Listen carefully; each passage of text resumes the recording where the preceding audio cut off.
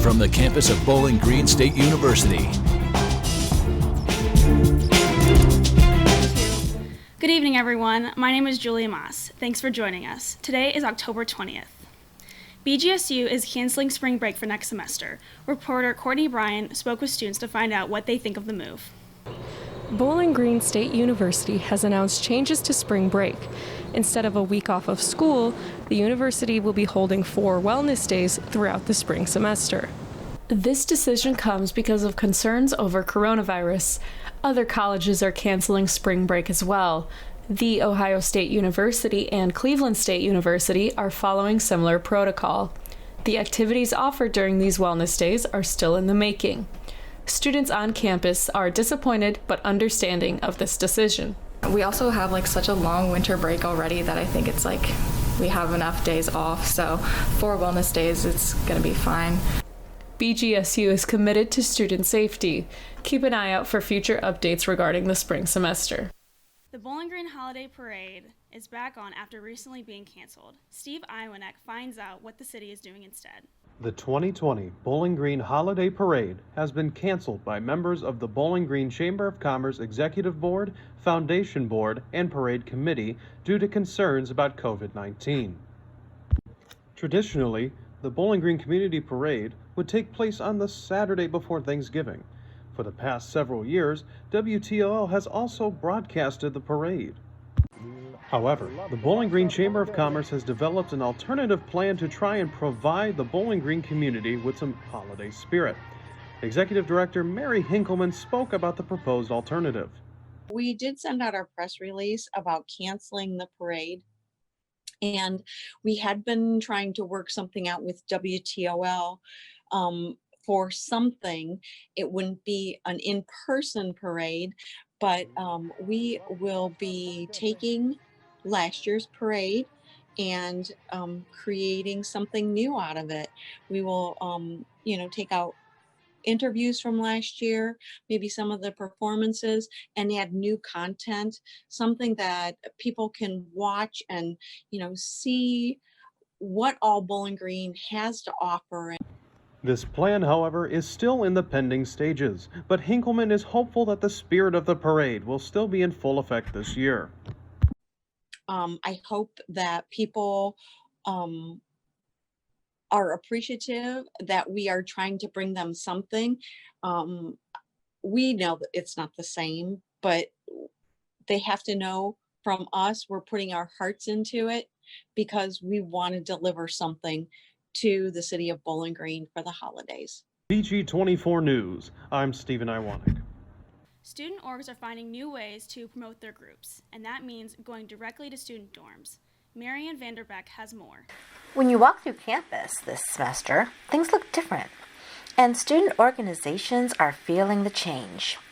From recruitment to meetings to activities and fundraising, most things have gone virtual this semester. That's changing with the help of 2 new initiatives to promote on-campus, in-person student interaction. The first is a $500 investment into student organizations to promote safely hosting activities. This is meant to be in place of the usual budgetary requests made in a semester.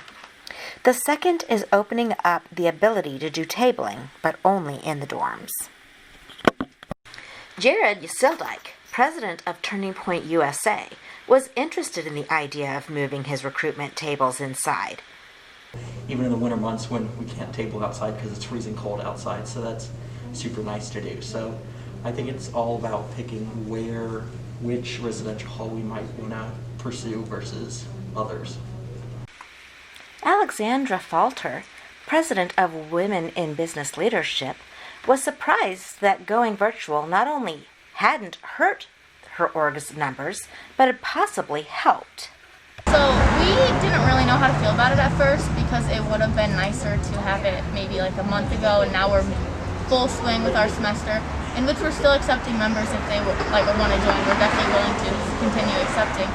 But what we're kind of thinking about doing is we're going to go to 1 or 2 sessions and get the word out about us, see if there's any interest, and if there's not, we'll probably just stop doing it, and if there is, we'll definitely keep doing it. It's something that we're excited to try.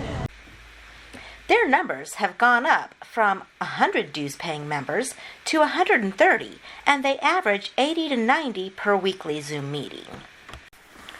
The Department of Campus Activities is hoping these changes will help bring a renewed sense of normalcy to the semester for students missing the traditional hum of a busy campus.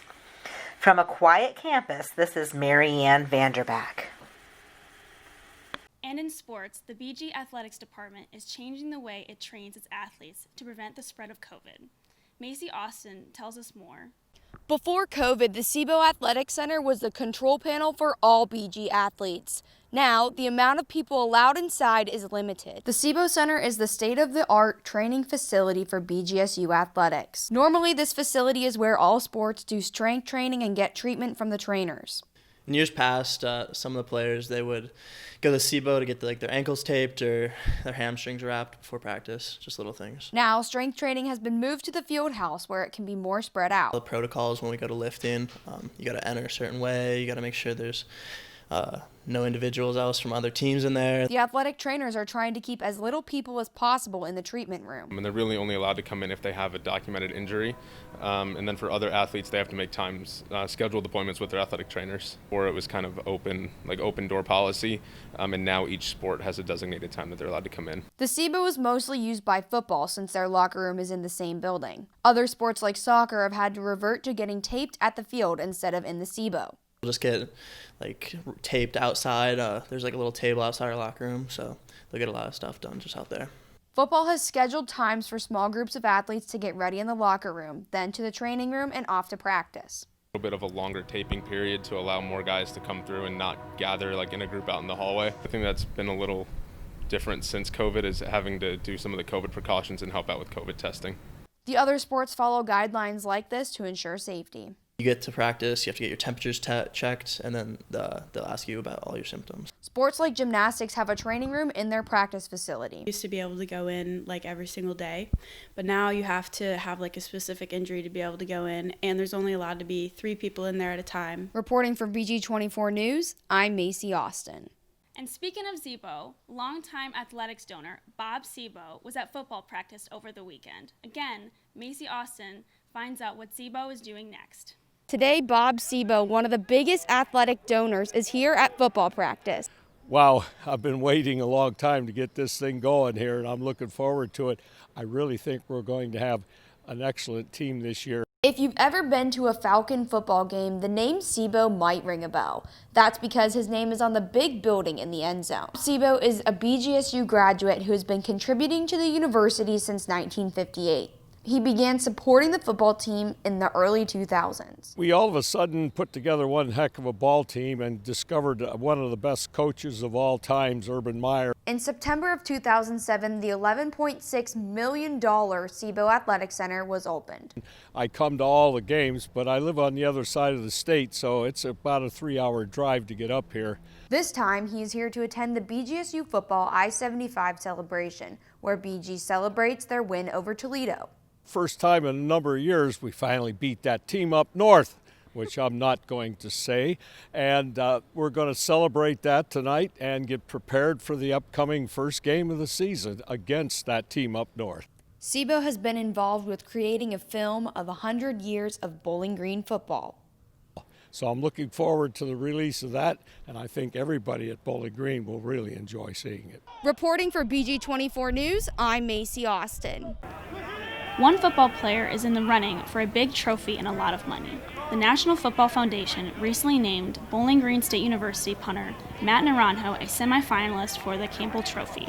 The award recognizes the college football player with the best mix of academics, community service, and on-the-field performance. The winner receives a $25,000 scholarship and a 25-pound statue.